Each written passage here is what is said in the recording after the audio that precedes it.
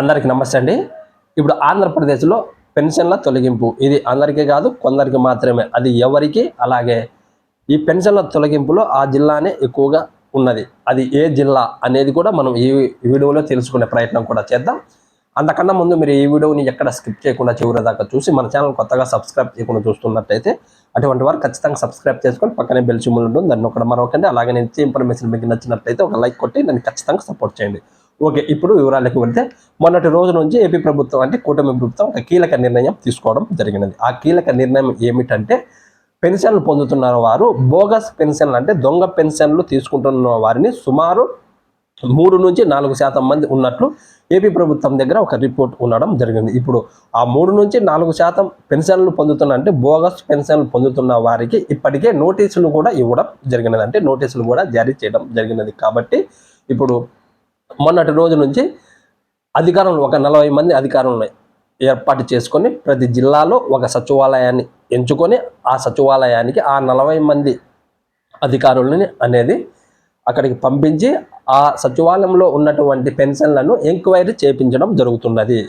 ఆ పెన్షన్ ఎంక్వైరీలో బోగస్ పెన్షన్లు పొందుతున్నట్లు వారు గుర్తించినట్లయితే వారికి పెన్షన్లు తొలగించడం జరుగుతుంది, అంటే పూర్తిగా రద్దు అవ్వడం కూడా జరుగుతున్నది. ఒక మండలంలో ఇప్పుడు ఉన్నటువంటి ఒక జిల్లాలో ఉన్నటువంటి ఒక సచివాలయాన్ని ఎంచుకున్నప్పుడు ఆ మండలానికి సంబంధించిన అధికారులు కాకుండా వేరొక మండలానికి సంబంధించిన అధికారులను ఈ సచివాలయానికి పంపించి వారి చేత ఎంక్వైరీ చేయించి అక్కడ బోగస్ పెన్షన్ అంటే ఎవరైతే ఈ దొంగ పెన్షన్లు పొందుతున్నారో అటువంటి వారిని గుర్తించినట్లయితే వారికి పెన్షన్ అనేది పూర్తిగా రద్దు అవ్వడం జరుగుతుంది.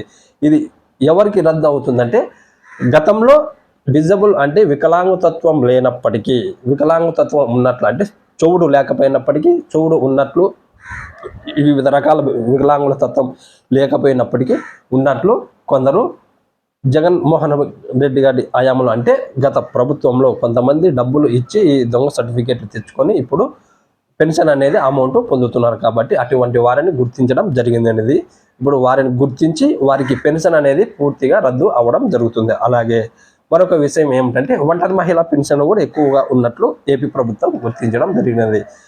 భర్త ఉన్నప్పటికీ భార్యకి సపరేట్ రేషన్ కార్డు చేయించి వారి కుటుంబాన్ని సపరేట్ చేయించి భార్యకి ఒక రేషన్ కార్డు చేయించి ఆ భార్యకి ఒంటరి మహిళ పెన్షన్ అనేది తీసుకున్నట్టు ఏపీ ప్రభుత్వం దగ్గర ఒక రిపోర్ట్ ఉన్నది. ఇప్పుడు అటువంటి వారికి కూడా ఖచ్చితంగా ఈ పెన్షన్ అనేది రద్దు అవ్వడం జరుగుతుంది.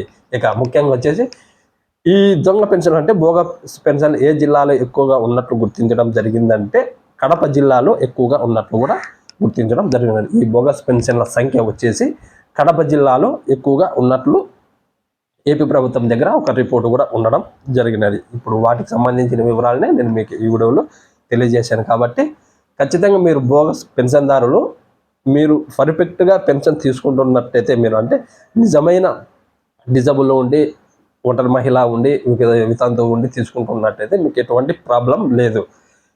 ఎవరైతే బోగస్ పెన్షన్ అంటే దొంగ పెన్షన్లు దొంగ సర్టిఫికేట్ తెచ్చుకొని వివిధ రకాల చేస్తున్నారో అటువంటి వారు మాత్రం మీకు రద్దు అవ్వడం జరుగుతుంది. ఎందుకంటే ఇప్పటికే ఏపీ ప్రభుత్వంపై అధిక భారం పడుతుంది ఈ పెన్షన్ల అమౌంట్కే. ఇప్పుడు వికలాంగ పెన్షన్ వచ్చేసి 6,000 రూపాయలు, వితంతు ఒంటరి మహిళ ఈ తదితర పెన్షన్లకి 4,000 రూపాయలు ఇస్తుంది. కాబట్టి అతిగా భారం పడుతుంది. కాబట్టి అది కాకుండా మనం బోగస్ పెన్షన్లు తీసుకోవడం కూడా తప్పే, కాబట్టి చేయడంలో ఎటువంటి తప్పు లేదు. ఎవరైతే బోగస్ పెన్షన్లు తీసుకుంటున్నారో వాళ్ళకి రద్దు అవుతాయి. కరెక్ట్గా తీసుకునే వారికి రన్నింగ్లో అట్లే కొనసాగింపు కూడా ఉంటుంది. Okay, thank you.